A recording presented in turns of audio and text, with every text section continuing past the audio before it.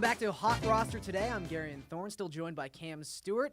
Cam, we're now talking 49ers football. Hey. We haven't done it in so long. There's nothing like 49ers football. Let's at least move to the defensive side of the ball now. As I mentioned in the first segment, they're playing the Buffalo Bills this weekend. And while Buffalo has not been the most inspiring offense so far this year, Shady McCoy has been looking pretty good, and he might have a primo matchup fantasy-wise this week. The 49ers have given up 133 rush yards a game to running backs, 146.8 overall.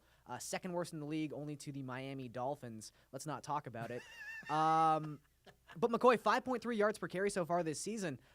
I mean, do you expect him to run wild against the 49ers this weekend? He runs wild every week, Gary. And I was really concerned the game against the Rams when they're talking, he's dehydrated, he's playing with injuries. The guy was a machine. Yeah. He's averaging 110 yards a game. He looks like the old McCoy, shifty. So, and the thing is, it's funny, in my fantasy league, that one little touchdown would have helped, too, when he got tripped up at the 1-yard line. But I'll tell you, he's been absolutely fantastic for Buffalo. Tyrod Taylor, he's a safety blanket. Every single week, I go, wow, I'm just so impressed by Tyrod Taylor. McCoy. I'm glad I drafted him in my league because he's been nothing but money every single week. Yeah. And against the 49ers, he's going to shred them. Yeah, and I know they've undergone the offensive coordinator shift so far this season, but that really hasn't changed their offensive philosophy. I mean, this was a team that last season was the only team in the league who ran the ball more than they passed the ball, and I don't think that's going to change. I mean, McCoy's just going to be a workworse right now. I love how Rex Ryan's getting all the credit. They fire the offensive coordinator. We're doing all He wasn't even there. Exactly.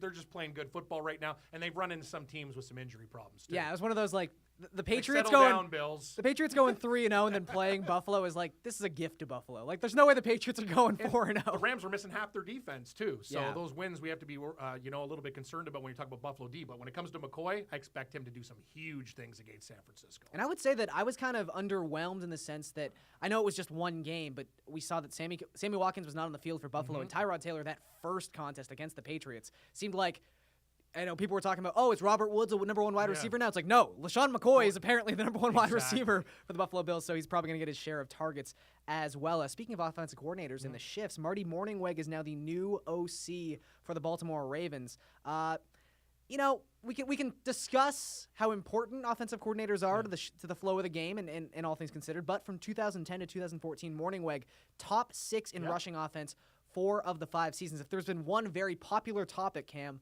in the fantasy community so far this year, it's the Baltimore backfield. Obviously, Justin Forsett, underwhelming. Now a member of the Detroit Lions. Exactly. Terrence West has been pretty good the last couple of weeks. Didn't get many carries last week, but was good when he had him. And Kenneth Dixon is the guy everyone's sitting on, waiting for something to happen. 3 rushes, -1 yards? Yeah, that was not a great introduction to the NFL, but he was on the field. Yeah, at the very least. Is this going to help or hurt the running backs? You know what? They're 22nd in rushing right now. I know the detail. There's attention to detail with Marty Mornhinweg. It's one of these guys, though. I love the NFL. They're a great recycling community. You know what I mean? When it comes to these guys, doesn't matter. He's coaching the Lions. You're always going to find a gig. Once you're a part of that fraternity, it's the best safety plan. Not in our business. You could be gone tomorrow. But these guys always seem to land work. I don't know who's going to impact the most. You said it. Terrence West has been an absolute beast. But who's going to step out? Dixon or what? Remember Buck Allen? I picked him up on the waiver wire last year. He did some things, but I'm still concerned. I think Terrence West is going to get the bulk of the load, and he deserves so. Yeah, and I feel like at some point they kind of want to phase Buck Allen out. I know he actually dressed last week, but I think their plan, if everything goes well, is that they'll go back to the 2-dress running back system, except Dixon will now be that second back Dixon? To West. Is he worth the look? I think that Terrence West has had some pretty good matchups the last couple of weeks. That Washington matchup by DVOA, they were the worst run defense in football.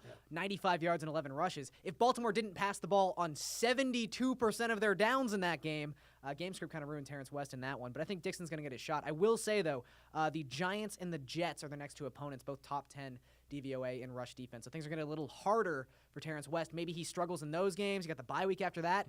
Maybe that's a nice little transition period for Kenneth Dixon.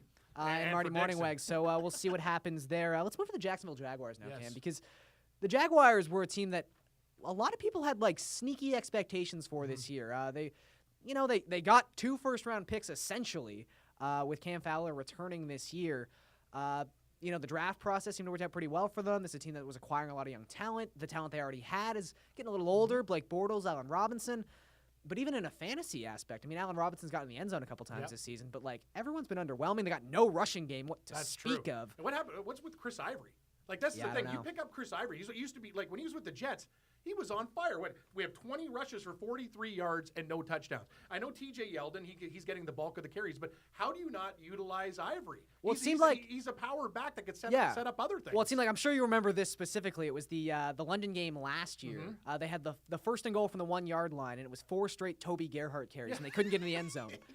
Yeldon was brought in to fix that. Yes. The problem right now, though, is, again, I mentioned DVOA. They have the offensive line from a run-specific sense for the Jaguars as the worst run-blocking offensive line in football. Concerning. That's not a good help to Yeldon and to Ivory, who have been underwhelming in their own right so far this season, too. So it's a mess right now. I know they get Chicago, which I will say, it's in Chicago. A very good matchup for an offense. I mean, we saw Andrew Luck, who's been struggling so far this season. I know the Colts offensive line also not the best part of that team. They came together and had a good offensive showing against the Bears, so maybe it happens there. Surprisingly, the run defense has been okay, though. Yeah, Jacksonville. That's one thing you look at and go, wow, it's improved. Yeah, and the pass defense, too, I think it's more it's a symptom of the amount of passes they've been facing, not so much the quality of their pass defense. But, look, there's still something there. They're in the worst division in football. I'm not sold so on that Bortles. Helps. No. It's just one of those guys. Turnovers.